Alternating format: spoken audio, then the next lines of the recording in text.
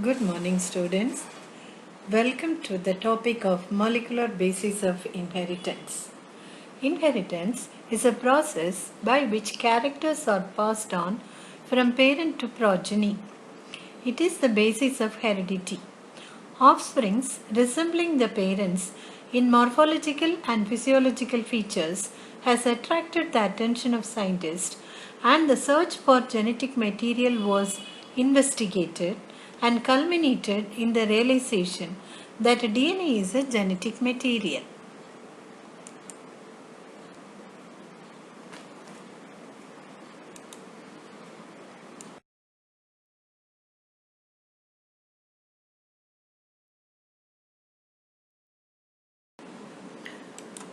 Let us understand the chemical nature of a polynucleotide.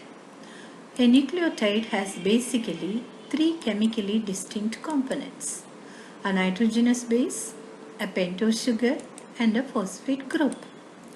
The sugar found here in a polynucleotide is either ribose in the case of RNA or deoxyribose for DNA.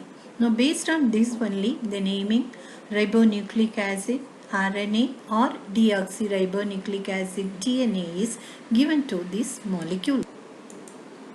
The nitrogenous bases are heterocyclic compounds present in nucleic acids. The four nitrogenous bases present in DNA are adenine, guanine, cytosine, and thymine. RNA contains uracil instead of thymine. Adenine and guanine are substituted purines, while the rest are substituted pyrimidines.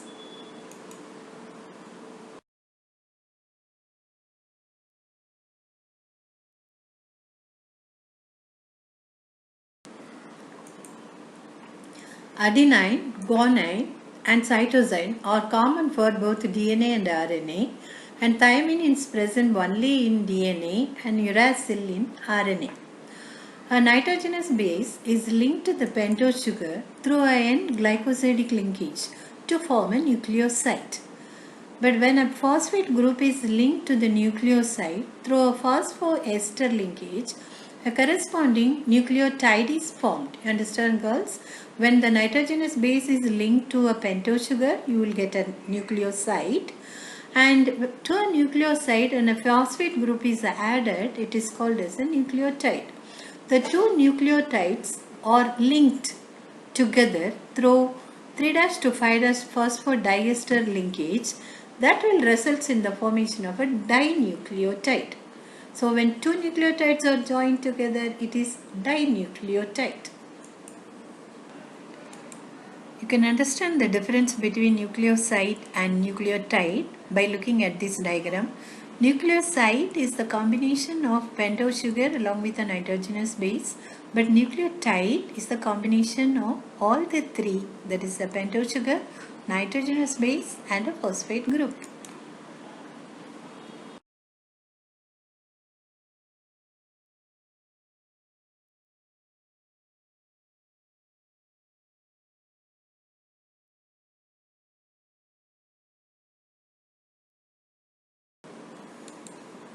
Here is the structure of a single nucleotide, students. You can see it in the picture.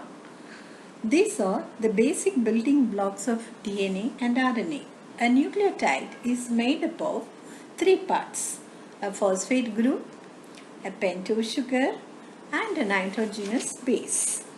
These nitrogenous bases are attached to the pentose sugar by N-glycosidic linkage, and the phosphate group is attached to the pentose sugar by phosphoester linkage. The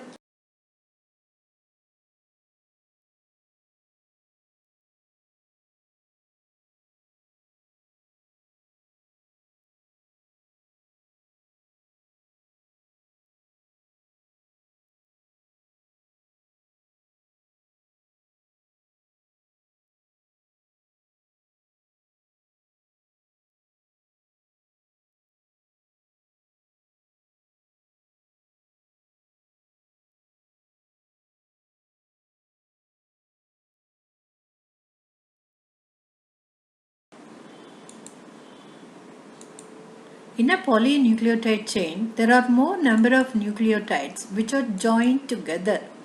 A polynucleotide thus formed has at one end a phosphate moiety at 5' end of the sugar, and at the other end of the polynucleotide the sugar has a free 3' OH group referred as 3' end of the chain. The backbone in the polynucleotide is formed due to sugar and phosphates, and the nitrogenous bases linked to the sugar project from the backbone. There are two long polynucleotide chains present in the case of the DNA molecule. The base pairing confers a very unique property of the polynucleotide chains in DNA molecule. They are said to be complementary to each other, and therefore, if the sequence of bases in one strand is known, then the sequence in the other strand can be predicted. Adenine always pairs with thymine from opposite strand, and guanine always pairs with cytosine, and vice versa. Here you can see the double-stranded polynucleotide chain which is present in the DNA. You can see this is one polynucleotide chain and this is another polynucleotide chain. See there, the bases from one chain is combined with the base of the other chain. See, guanine combines with cytosine with 3 hydrogen bonds, and here the reverse, cytosine combines with guanine of the other strand with 3 hydrogen bonds, and adenine combines with thymine with 2 hydrogen bonds. And let us get into the double helix model for the structure of DNA. DNA was first identified by Frederick Miescher in 1869 and named it as nuclein. In 1953, James Watson and Francis Crick proposed a famous double helix model for the structure of DNA, mainly based on the observations of Erwin Chargaff that for double-stranded DNA, the ratio between adenine and thymine, guanine and cytosine are constant and equals 1. Let us get into the salient features of double helix structure of DNA. DNA is made up of two polynucleotide chains where the backbone is constituted by sugar phosphate and the bases project inside. The two chains have anti-parallel polarity. That means if one chain has the polarity 5' to 3', the other has 3' to 5'. The bases in two strands are paired through hydrogen bonds forming base pairs. Adenine forms. Similarly, guanine is bonded with cytosine with 3 hydrogen bonds. As a result, always purine comes opposite to pyrimidine. The two chains are coiled in right-handed fashion. The pitch of the helix is 3.4 nanometer and there are 10 base pairs in each turn. The plane of one base pair stacks over the other in double helix. This, in addition to hydrogen bonds, confers stability to the helical structure.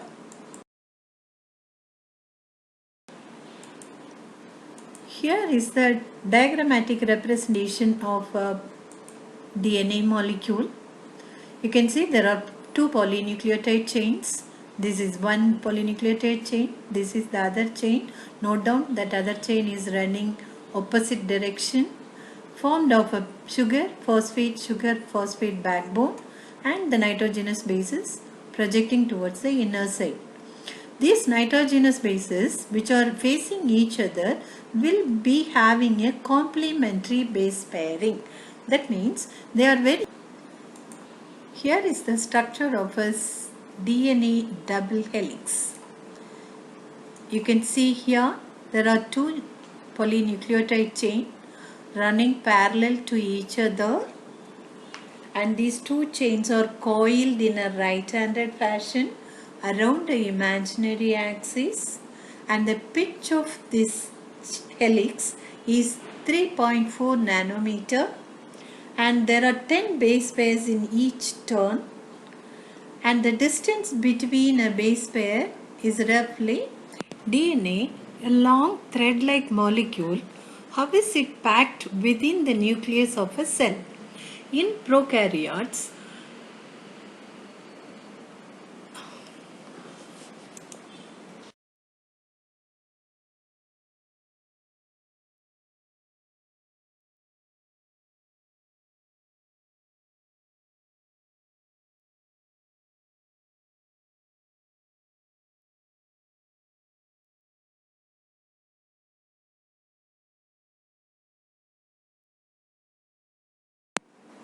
the nucleosome contains the protein core made of 8 histone molecules forming the histone octamer.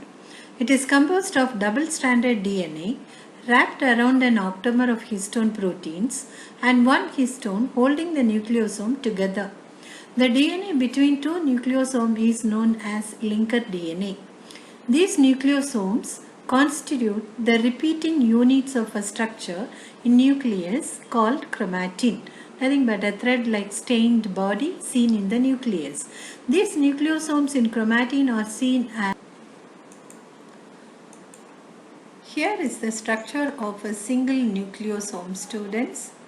You can just see the nucleosome contains a protein core made of 8 histone molecules forming the histone octamer. Here, what you see here in the green color is the histone octamer. It is made up of 4 different types of proteins named H2A, H2B, H3 and H4. 2 molecules of each of these protein forms this octamer. Properties of a genetic material. A molecule that can act as a genetic material must fulfill the following criteria. First, it should be able to generate its replica. That means it should know how to replicate.